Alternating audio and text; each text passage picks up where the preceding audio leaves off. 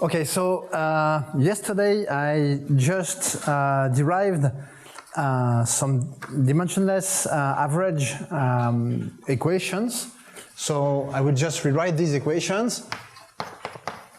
So we had seen that the basis for this equation were the shallow water equation, and then we had two additional terms. So the shallow water equation is this, written in Q variable, plus h d zeta, and then we had two perturbation. One was what I call the turbulent perturbation, and the other one was the non-hydrostatic perturbation. So this is equal to 0. Okay, and so epsilon, I remind you that it was a small parameter, not necessarily small, actually linked to the amplitude of the wave, and the other parameter is mu, which does not appear here for the moment, and which is the shallowness of the waves. And then I had decomposed this turbulent tensor R was the interaction of the fluctuation of the horizontal velocity around its average, and the non-hydrostatic pressure was given by an expression which was an integral also from z to epsilon zeta of the vertical acceleration, the acceleration of the vertical velocity, which reads like this. Okay, and then we have seen that it was necessary to, in order to understand the importance of these two terms, to have an information on the inner structure of the velocity field, and we derived an expression for V.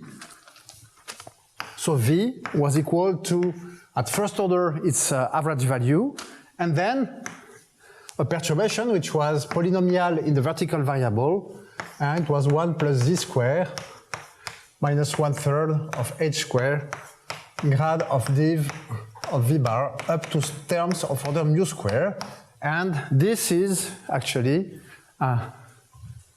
according to the definition of V star, the fluctuation around the mean value of V is V star. Okay, and then we had W was equal to minus mu 1 plus Z divergence of V. Okay, so this is what we had done yesterday, and so we have a description of the inner velocity field. We also need a description of the inner pressure field. So this is, I will do it just here. No.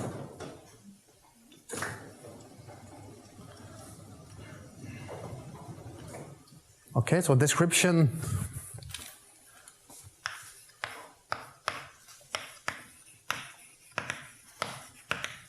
of the inner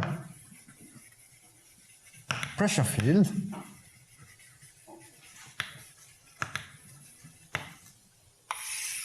So this is exactly, this is very easy actually. Now that we have the expression for W and V, you just have to plug this into this expression.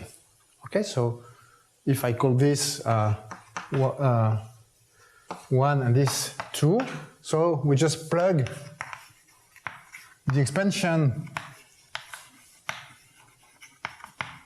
into this expression 2, and I just give you the result. The computation are really not interesting. What you obtain is 1 over epsilon of this non-hydrostatic pressure is of size mu. This is mu h squared over 2 minus and dt plus epsilon v grad minus epsilon divergence of v plus mu squared. Okay, so the expression is not important in itself. What is interesting is that you can get an expression, we can get an expression for the inner structure of the pressure field. Okay, you have the non-hydrostatic pressure, and the correction is the non-hydrostatic pressure is given by this. And so there is actually an open problem that which is related because thanks to this, for instance, you can get, if you know the motion of the wave, if you have solved, for instance, the shallow water equation, so you know zeta, you know v, then you plug this zeta and this v here, and you get the pressure with a good accuracy in the fluid domain, and in particular, you can get the pressure at the bottom. Okay, so for instance, so I put this as an open problem. So application,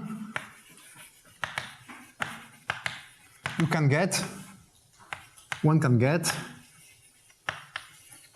P at the bottom, so z is equal to -1 in terms of zeta and v. And actually with Philippe, when he started working on this field campaign that he showed you, this movie that he showed you, what he needed to do is to, because he has some pressure sensors at the bottom of the ocean, and so he had some data on the pressure at the bottom, and from this data he had to reconstruct the surface elevation. So what is the open problem is the inverse problem, which is reconstruct zeta in terms of the pressure at the bottom. Okay, so why is it an open problem? Because it's a nilpotent problem. Essentially, you have to solve a Laplace equation with two boundary conditions at the bottom, a Neumann and a Dirichlet boundary condition at the bottom, and no boundary condition at the surface. And this is nilpotent. So, in order to get something which is well posed that you can compute, you have to add some additional conditions. So we did some papers on this by adding some additional condition in order to control this ill-posedness. But this is something where there are still things to be understood, and which is something which is important because you often get, pressure sensors are very cheap, and so you have plenty of data of what happened at the bottom, and you want to reconstruct the data at the surface. Okay, but for what we are concerned with now, I can now that I have a description of the inner velocity field and of the inner pressure field, I can derive a first approximate model. So the first one will be this one, first order asymptotic model.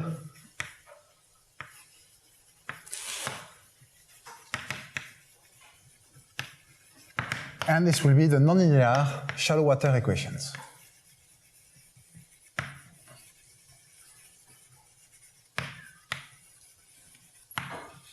I will denote then LSW. So the way to derive this model is very simple. We just need an asymptotic description of R and of this term. Okay? So we just need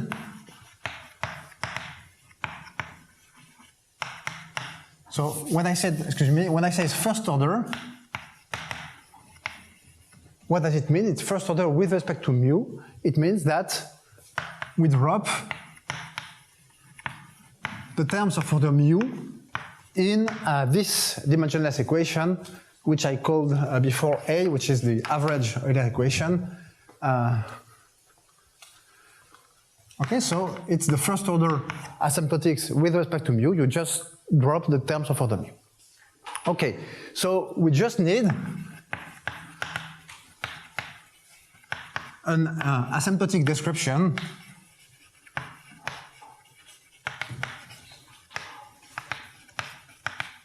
of the two terms that I have, two complicated terms in this expression. The first one is epsilon divergence of R, and the second one is 1 over epsilon, the integral of the gradient of the non-hydrostatic pressure field.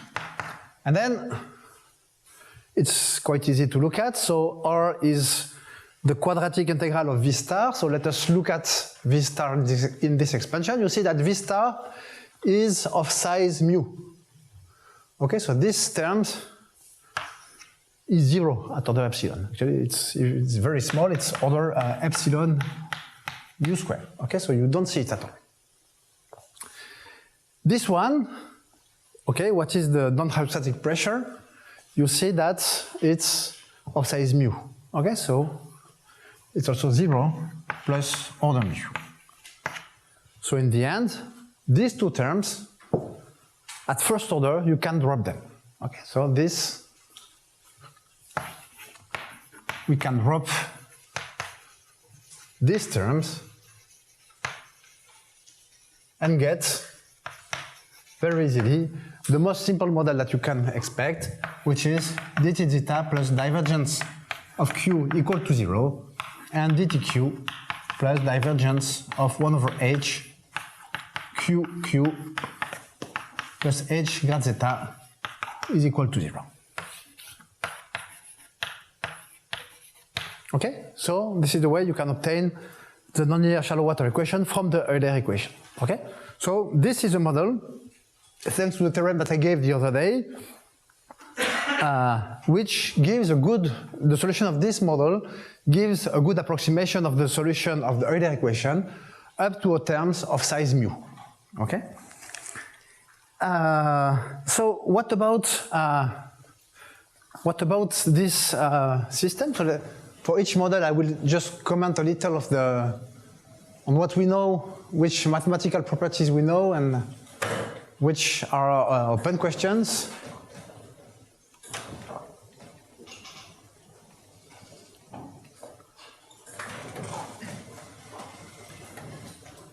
Okay, so what do we know? Mathematical properties and open problems.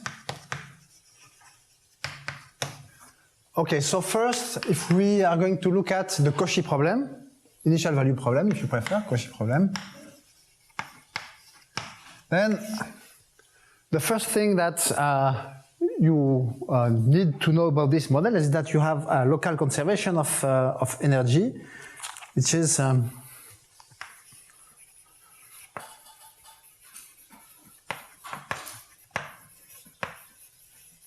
so you have dt of the local energy associated to this model plus divergence of the flux is equal to 0, and the energy is 1/2 of zeta square plus h, okay, so if it's in Q, plus 1 over h, okay, okay, Q is h v bar, we'll note it like this. And the flux is not very important, so I just look at this. So in particular, you have conservation of this energy, and you see that this controls is equivalent to the L2 norm of zeta v bar, provided that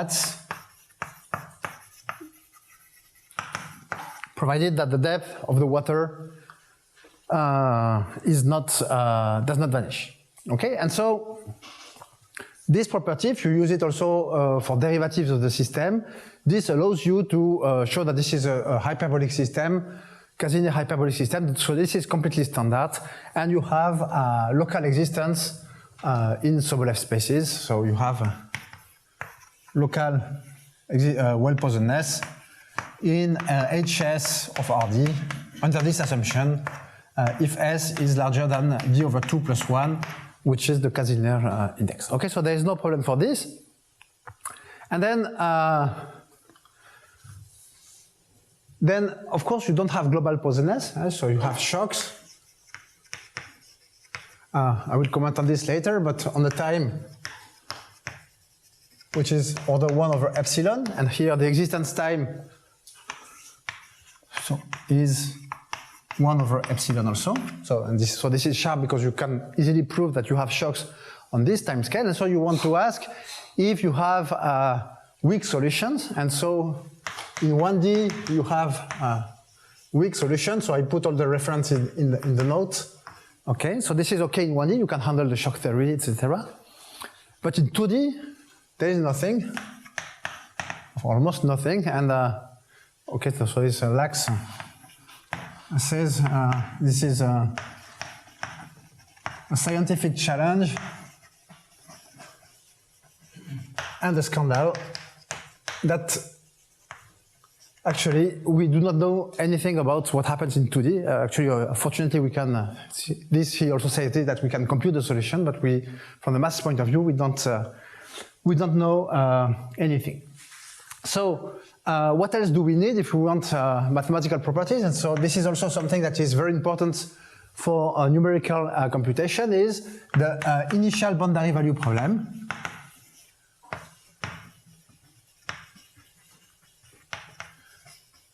Because in general, you will not solve the shallow water equation on the full line, on R. You will solve it on a finite interval. So for instance, I will give you 3 kinds of boundary conditions. So you are going to solve the equation on the finite interval L. So you can imagine, for instance, that here, so you have your wave like this. And you can imagine that the left boundary, so here you could have, say, the offshore. So here, at this point, you could imagine that you know the water height because you have some measurement from buoys, for instance, or you have a coupling with another model. So this is what we could call generating boundary condition. What does it mean? It means that we give h at t and x equal to 0 is some function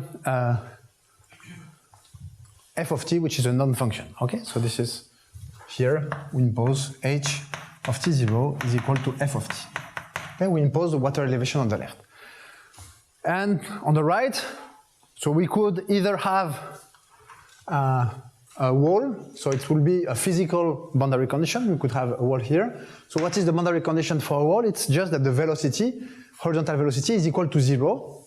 So it should be v at t and say L is equal to 0. And if you don't have a physical boundary here, imagine that you just have the wave still propagate, but you have to stop the computation. So in this case, you need some transparent boundary condition. So what does it mean? It means that the waves, you need a boundary condition such that the waves exit the domain without reflection. Okay? Because this boundary does not exist, it's just a numerical artifact. So you want to find the boundary condition to impose here so that when the waves arrive, they exit the domain as if there were no boundary. Okay? So there are 3 important types of boundary conditions. And actually, it's quite easy to handle them, at least in 1D, because you have in 1D, you have the Riemann invariant.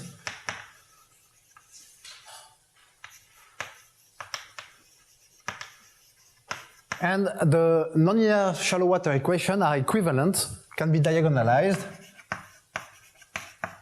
to a set of 2 equations, which is dt plus or minus lambda plus minus dx of r plus minus is equal to 0, with lambda plus minus are 2 positive eigenvalues, which are given by square root of gh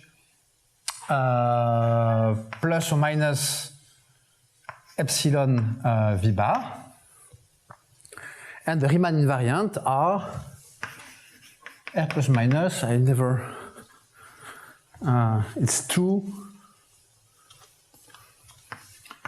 square root of h minus 1 plus or minus epsilon v bar. Okay, so this is in dimensionless version. Okay, so what does it mean? It means that you have 2 components. You have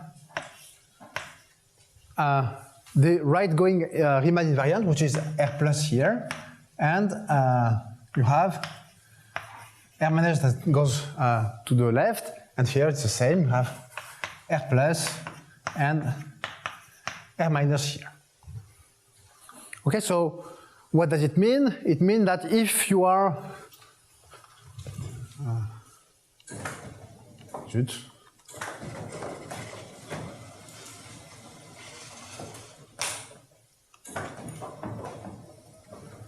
if you are on the left boundary, for instance,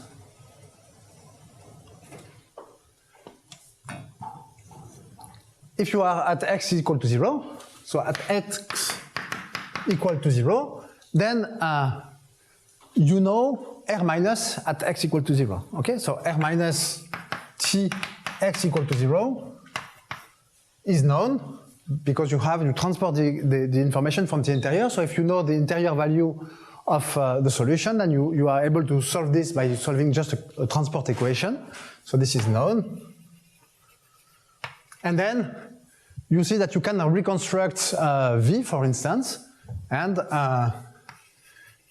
if H equal F is given, then you reconstruct the function V, then V is equal to minus 1 over epsilon r minus 2 square root of f minus 1, something like that. Okay? In terms, you use r minus is not at x equal to 0, h also, so you recover v. Okay, so you have all the quantities that you want at the boundary, and then you can do your numerical scheme, you can do whatever you want. Okay, so this is how you can handle for instance, the generating boundary condition. So what are the other conditions? So you can do the same for the wall boundary condition, and for instance, for the transparent boundary condition,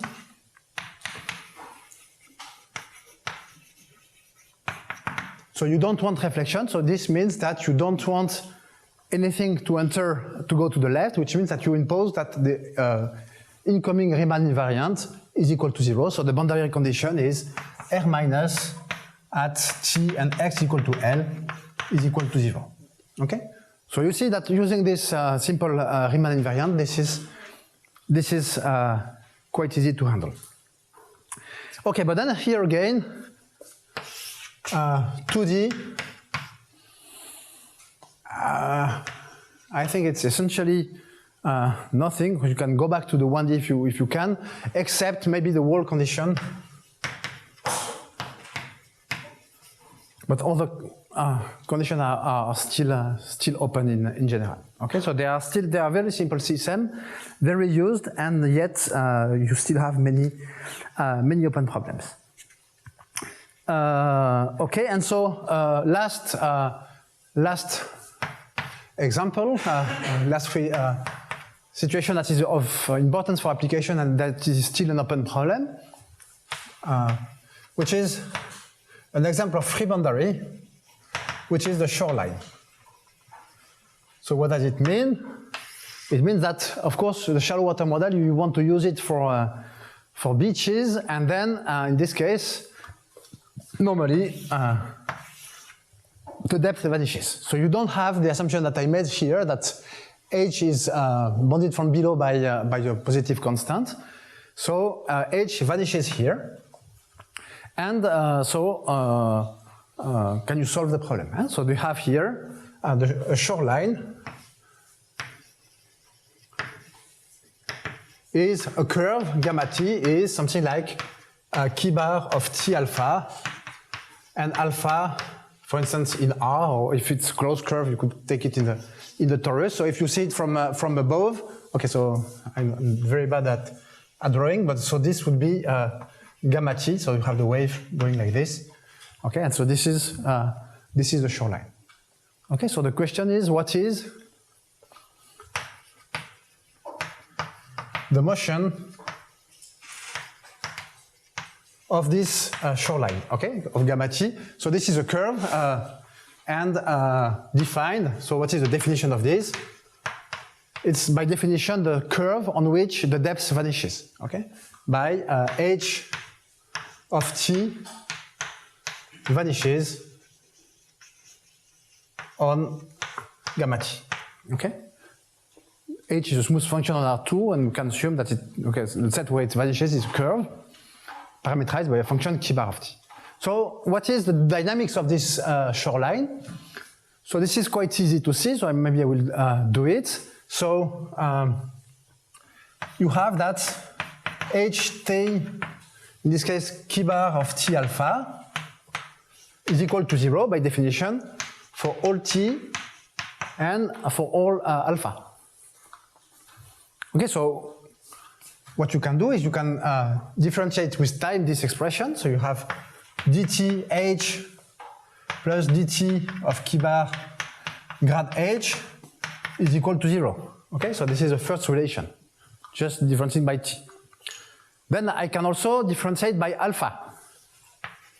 So there is no d alpha h, so it's just d alpha key grad h is equal to 0. Okay, and in particular, this tells me that d alpha key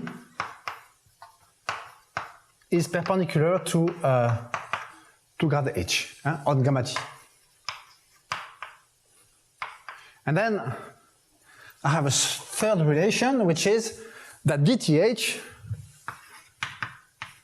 is equal to, by using the mass conservation equation, is minus divergence of h v bar. But if I expand this, it's equal to minus v bar grad h on gamma t, plus 0 on gamma t. The plus 0 is because h, the divergence of v is equal to 0, because h is, by definition, is equal to 0 on gamma t. Okay? So now, what you obtain is that you replace dth by minus v grad h here. So what you obtain is minus v plus dt of key dot grad h is equal to 0. Okay? Using this and this. And this means that this is orthogonal to grad h. So this means that this is collinear to the alpha key bar. So that you obtain that the dynamic of the equation is this, is that dt of key bar is equal to v bar plus some scalar times d alpha key bar for a is some real valued function. Okay, and so this is the dynamics of the free boundary. And so I do it because okay, when you know it, then it's quite standard. But when you don't know it, at first it seems that you say, okay, I don't agree because I don't know what A is, so there's still some information missing. But actually, what happens is that when you have a curve, the geometric, what's important is the geometry, the place where the curve is. And what we have done here is that we have chosen a parametrization of this curve. So if you change the parametrization of the curve, you will not change the curve itself. Okay? And so here, this is what happens, is that two different choices of A correspond to a reparametrization, or to two different parametrization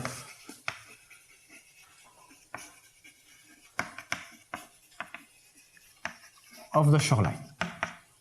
So this means that if you choose a parametrization, then it gives you A. So just to give you an example, so you could choose to work, if you have a closed curve, you could choose to work in, for instance, I don't know, polar coordinate, then this would give you the A. If you choose to another parametrization, this gives you another A. So let me do it on one example.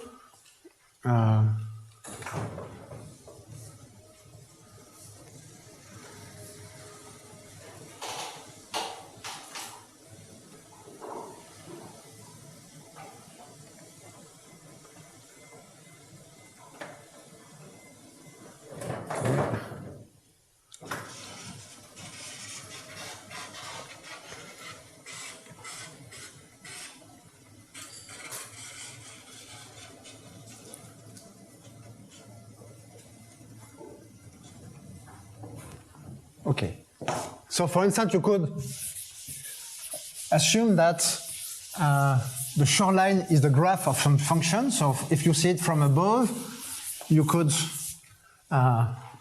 say you have x here, and from above you have y here.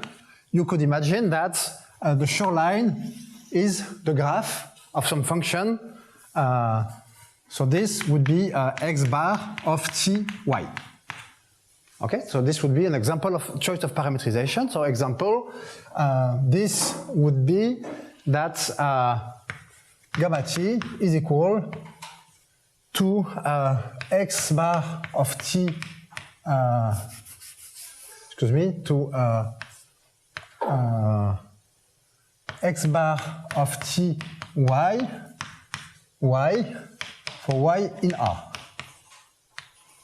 Okay? So this is a choice of parametrization. Then I look at this equation here. So alpha is y now. And so this is chi of t and y. And so if I look at the second equation, I have dt. I have dt of x bar 0 is equal to v bar 1, v bar 2, the two components of v, plus a, and then dy of x bar and 1. Okay, so 0. So this gives me a. A must be equal to minus v2. And therefore, then now you plug in the first equation, you obtain that dt x bar is equal to v1 minus dy of x bar v2. Okay? And then you find the law for this. And then after you need to solve this this equation. So you have, this is the motion of the curve, and then of course you have to couple this with the shallow water equation on the right. So this problem is more or less solved. So, and the reason of this is also interesting. So if you want directly this problem, so in 1D, this is an application of the result, of a similar result for the Serre-Green-Nagy equation that I will derive later. And so this is a paper with Guy Métivier. But it's much more difficult because of the Green-Nagy equation. And otherwise, what you can do is you can use an analogy with compressible gas dynamics and 2D use analogy with actually isentropic Euler equation for compressible gases, Euler equations, with the pressure law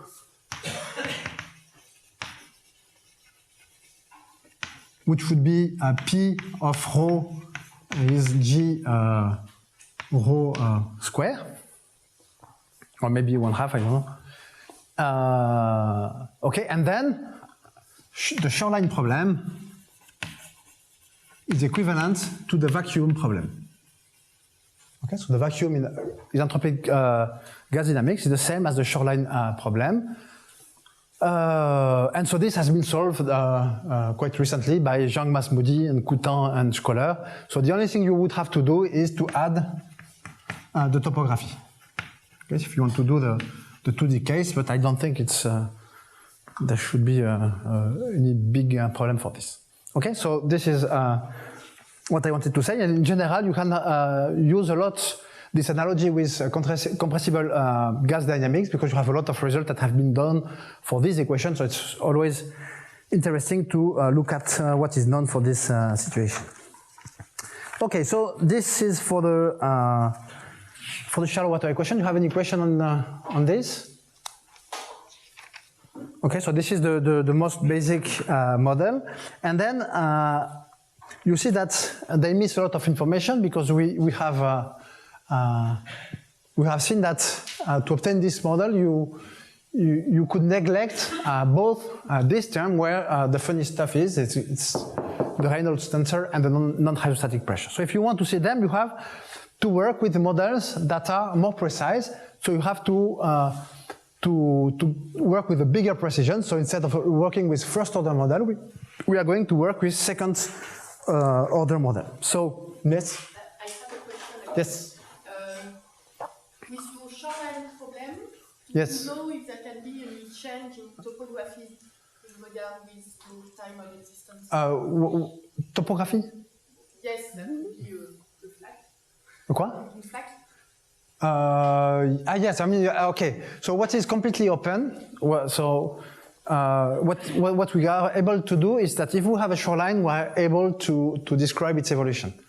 What is completely open and is the apparition of this shoreline. So if you start from a situation where you have no dry areas and then all of a sudden you have a dry area, then this we don't know how to do.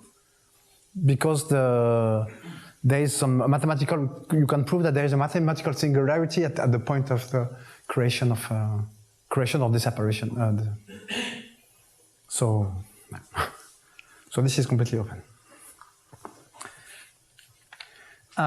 Okay, so yep. Zut.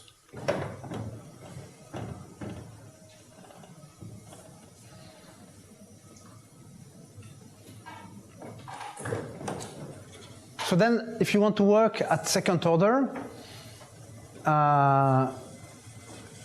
the computation become a bit complicated, and so what you can say at the beginning is to work in what is called a weakly nonlinear regime.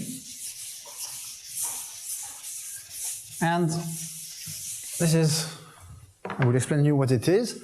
So I don't know, the number is 4, I think.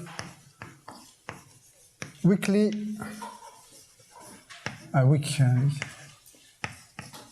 nonlinear regime, second order of precision, and this is the Boussinesq equations. So now, the precision is mu square, which means that I will drop the terms of size mu square in this model. Not only times mu, just I keep the terms of size mu, I drop mu square. For shallow water, it was mu. But to simplify the computation, I will make some assumption which is called often weak nonlinearity. I remind you that on epsilon, so far I did not make any assumption. Epsilon could be 1. It was not really, I did not make any smallness assumption. So here, I assume that epsilon is of the size of mu, of order mu. Okay? So, in particular, this simplifies the computation because we can drop the terms which are of order epsilon mu, because epsilon mu is order mu square. Okay?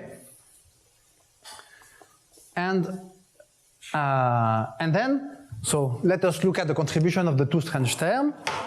So we have, under this assumption, we have epsilon divergence of R is still of order epsilon mu square, so you can drop it, but you have a contribution of the non-hydrostatic term, which is equal to minus 1/3 of grad divergence of V bar. And there is a mu here, plus mu square. Okay? For the shallow water equation, I had said this was of order mu, so it's the same, you just plug this expansion in this expression, and then you just look at what it is. It's just simple computation. So you find this. And so what is the model that you obtain? So in the end, you obtain, so let me state it in a V variable. I mean, this, and then you have 1 minus mu over 3 Laplacian of dTV plus V grad V plus grad zeta is equal to 0, and there is an epsilon here. Okay? And this is the Boussinesq model.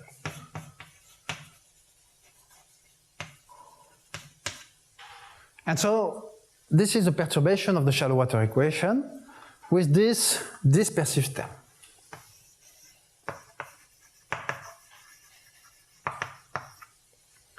Okay, this gives you dispersion. And this zero, actually, zero means order mu square, okay? In the sense that we have dropped all the terms of the order mu square. So here again, you can justify this model, and they are precise up to mu square term. So what is the dispersion relation of this model if you look at plane wave solution? So the dispersion relation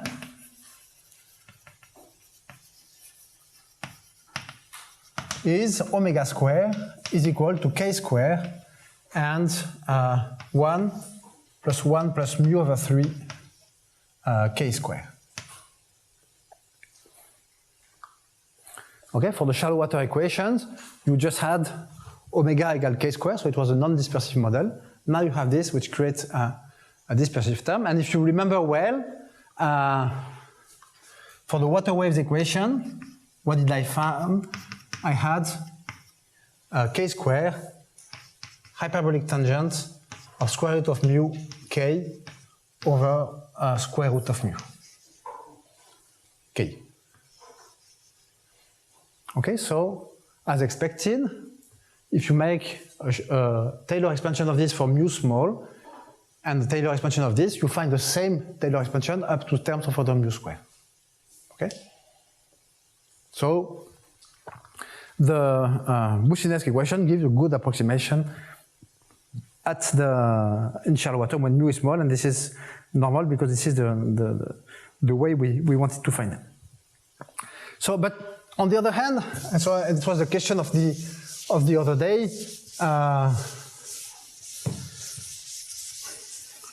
Sometimes you are forced to work in situation, for instance, when you have this tidal bore that Philippe showed. So you start with a wave which is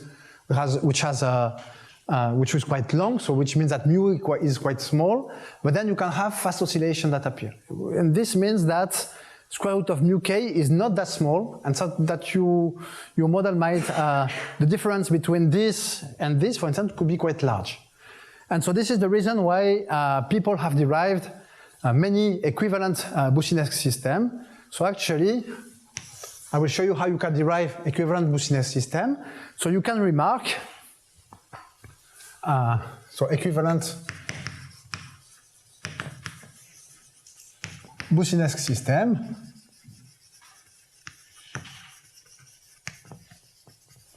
So how can you derive an equivalent Boussinesq system in the sense of the precision of the model, which is mu square, so a model which is not the same, but which has the same precision. So first you can remark that dTV is equal to minus grad zeta plus order mu. Okay, you see from this equation, you have dTV plus grad zeta is equal to 2 terms of order mu. Okay, so you have this. So in particular, you have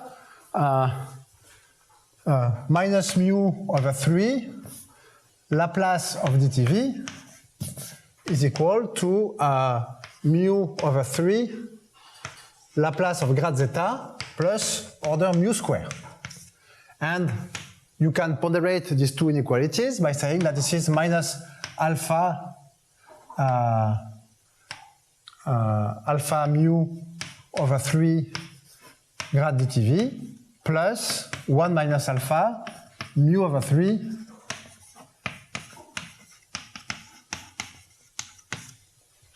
okay, so you see that you can add, you can replace this term in the equation by a term which is of the same structure with a different coefficient, and replace this Laplace of dTV by a third order derivative on zeta. And the cost of this transformation is just mu square, but mu square is the size of the term that you have dropped, so you don't change anything. There's no reason why one model should be better than the other.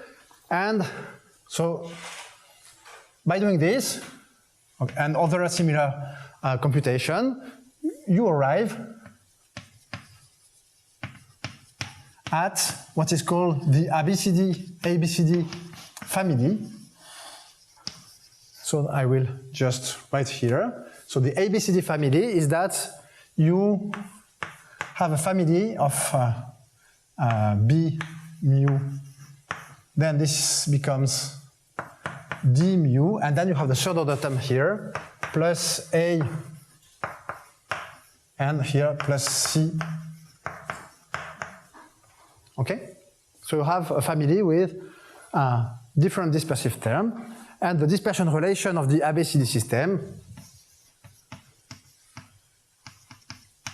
is k squared, and you have, oh, I don't know what it is. I think it's A plus, to be verified, but plus mu B k squared, C plus mu D k squared. Okay? And so you can choose your parameter ABCD to match this curve for a wider range of frequencies. Okay? So this is how people just try to improve the range of validity of the models. Okay, so just a few open problems for this shallow water equations. For this Boussinesq equation. So this Boussinesq equation, they are very interesting in the sense that thanks to the dispersive effects, you have phenomena like solitary waves that, of course, are not possible for the Saint-Venant equation, where you have always shocks.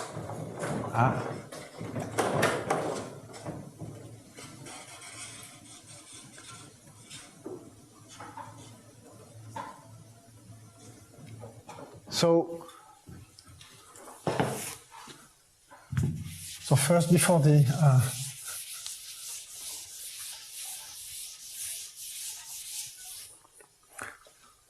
so the Cauchy problem for this. So the local Cauchy problem is essentially okay, and there's maybe one or two cases that remain open, but we can say that it's essentially okay. You have some global results and global existence result, and actually you have no result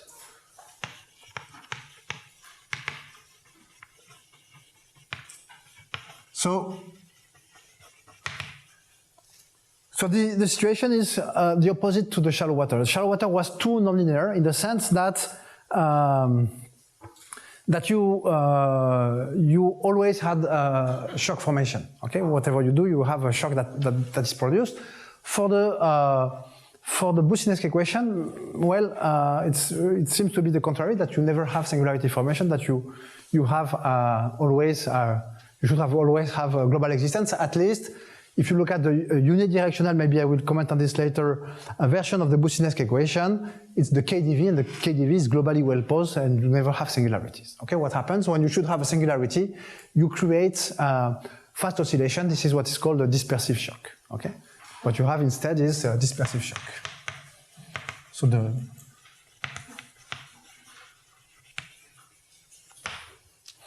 what is almost completely open is the initial boundary value problem.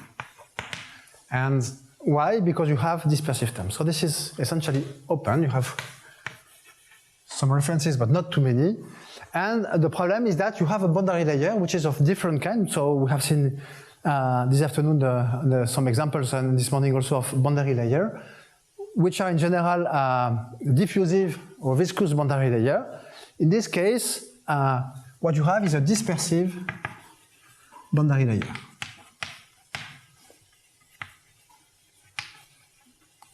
In the sense that if you want to understand, if you see the Boussinesq equation as a perturbation of the shallow water equation, then if you are able to treat the initial boundary value problem, then you want to converge to what happens for for the shallow water equation, then in this case, you have a dispersive boundary layer at the boundary that you must control and analyze in order to understand this convergence. So this is the main new thing to be understood. So this is something we discussed with in a recent paper with Didier Brech and Guy Métivier, but in the context of floating objects, but the argument should be the same here. And okay, so this is the main open problem that would be very useful to be able to understand this clearly for numerical application, because as I said, you need to impose entry condition and you need to impose transparent conditions. So transparent condition, this is very difficult also. And there is only a result in the linear case, a result by Maria Kazakova and Pascal Noble. But the nonlinear case is completely open. So there is, if you want to, there is a lot of work to do to treat this boundary value problem for the Boussinesq equation. Okay, and so, as I said, this model is not completely satisfactory in the sense that it is too smooth. Okay, it doesn't allow for the formation of singularities, or at least not in a standard regime. So if you want to see this, you need to have a model which is more nonlinear, and so what you have to do is to remove the assumption of weak nonlinearity, that epsilon was of the order mu, and this is the context in which you obtain the Serge-Gnagdi equation that Philippe mentioned in his talk, and as you have seen, this is a model that is used for application in real life, because this is a model which is rich enough, complex enough to capture all the phenomena that you have in coastal areas. So this is 5. So this is a second order, fully nonlinear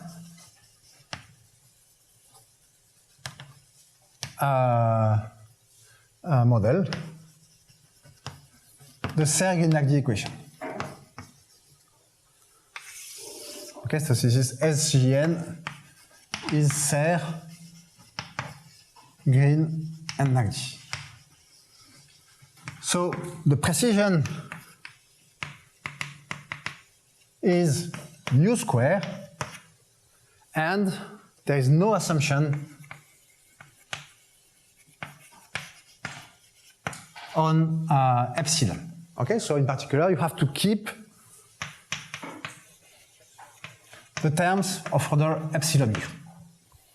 So the computations are not very friendly, especially if you have topography. So fortunately, I will just do the case with a flat bottom. And so in this case, what do we obtain?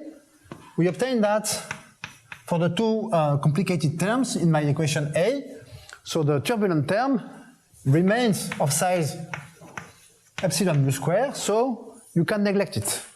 This turbulent term, so even with the most complex model, the most general model, the Serge-Gnagdi equation, we don't see it. Okay, so this is an information. So this term, no nonlinear interaction. What it means that there is no nonlinear interaction of the fluctuation of the velocity. Okay, so this is an important information. So you can neglect it. And the non-hydrostatic term, so everything comes from the pressure, the non-hydrostatic pressure. So what you obtain is that it's, so mu h, an operator t that I will define, applied to dTV plus epsilon divergence of hv v plus mu epsilon, an operator q1 of zeta v bar, equal to 0. And I have to define these two operators.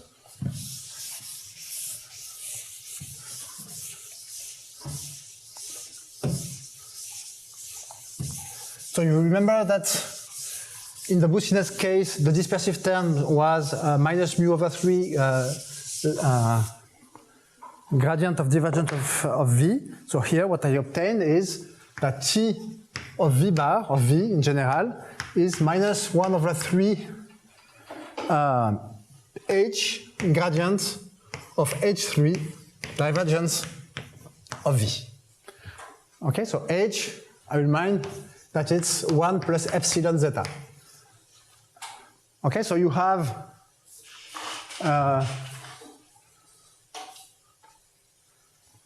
okay, so when you multiply it by mu, so when you multiply it by mu, you see that if you neglect the terms of order mu epsilon, then you find the same operator than as the Boussinesq equation, of course.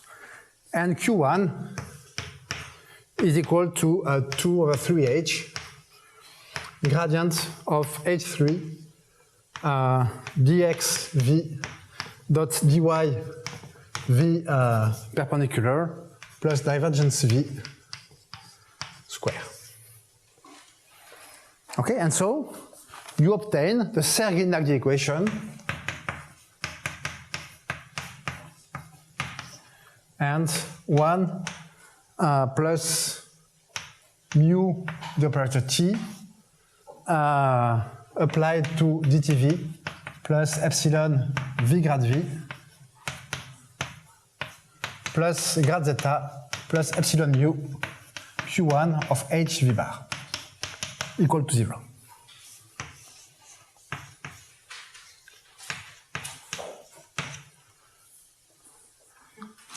Okay, so this is an important model. You see that, as I said, if you linearize it, I mean, if you neglect the terms of size mu epsilon, you go back to the Boussinesq system. And this system is very rich.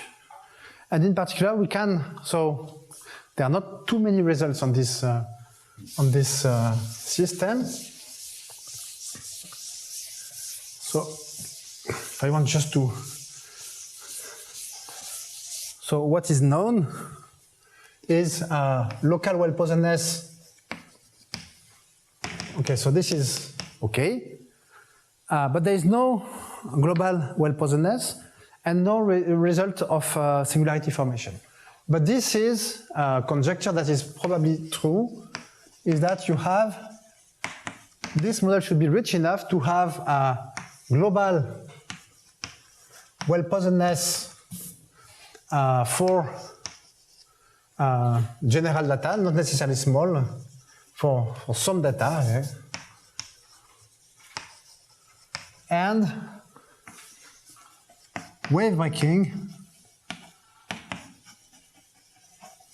So what is wave breaking in mathematical meaning? It means that the solution remains bounded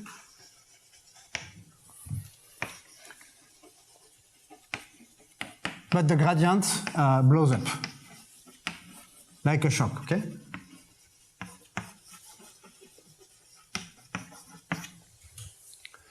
And wave breaking, so for other data. So why can we conjecture this? The reason is that indeed, if you look at a 1D model, a unidirectional model, for unidirectional model, so maybe I will have time tomorrow to do it, but I'm not sure, so I just explain you what happens. If you start from just the 1D version of this, at the first order, you neglect that you take epsilon equal mu equal to 0. Then what do you find? You find dt zeta plus dxv is equal to 0, dtv plus dx zeta is equal to 0. So it's a wave equation in dimension 1, so it's two transport equations. You have one part of the wave that go to the right, one part of the left, the wave that go to the left, that's speed plus 1 minus 1. Now, if you include the terms of order epsilon and mu, but you say, I just want to look at what happens on the wave that goes to the right, then you will find a scalar equation with terms epsilon and mu. And the equation that you find for the Boussinesq equation is the KdV equation. Okay, so I explained this in the notes if you want to look at it. So for the KdV equation, as I said, you always have global existence. You never have singularities. But if you start from the Grignard equation, then you can find one gets from the SGN equation the Kamasa-Holm equation.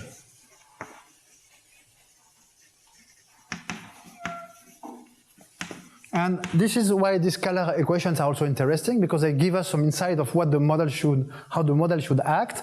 And the Kamasa-Holm equation, it has been, you have hundreds of papers on this equation, but in particular what is shown is that you have very precise conditions on the initial data that tell you that if this is satisfied, then you have wave breaking. If it is not, you have global existence. Okay, so since this is somehow half of the SGN equation, we expect to have a similar scenario for the Serge-Grignard equation, but for the moment this is completely open. So for today I will stop here, and tomorrow I will explain you how to include vorticity in all this. Thank you.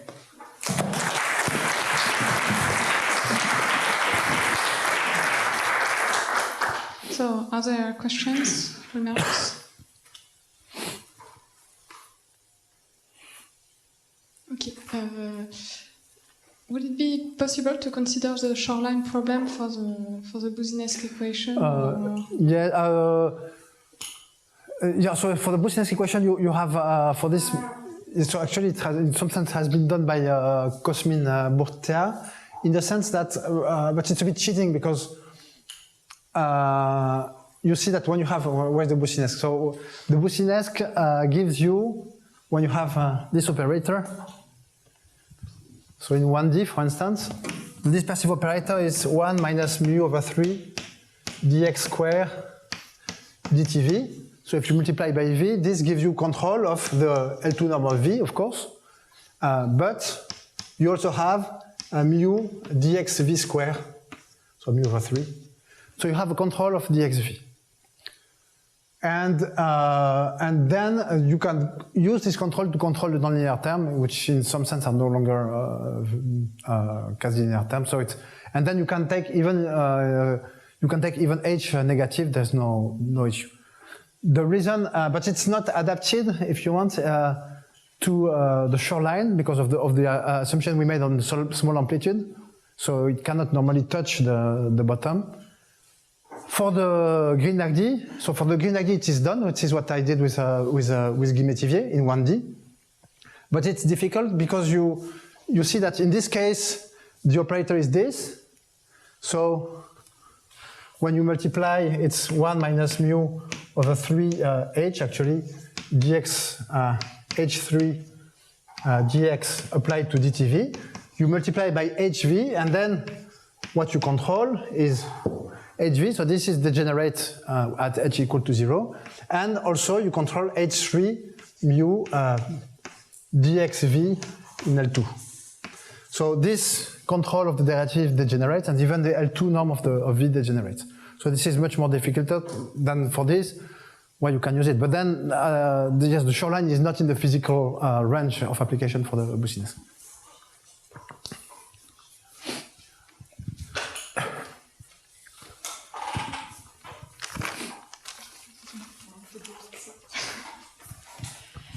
Just before you did that trick with ABCD, putting some part of the dispersion in the first equation. Could you do the same here, or is it sure that there is only one model and here, it's yes. it one? Yeah, actually, yes, it is. I put it in the notes also, but you can do. You have an ABCD system. Actually, the standard model that is used in the simulation shown by Philippe, for instance, you use this trick here for the DTV. And so there is a coefficient alpha, which is 1.1519, something like that. So it's very precise what you have to take to get. But yes, you have a whole family is the same, yes. Are there other questions? If no, thank you again. Okay.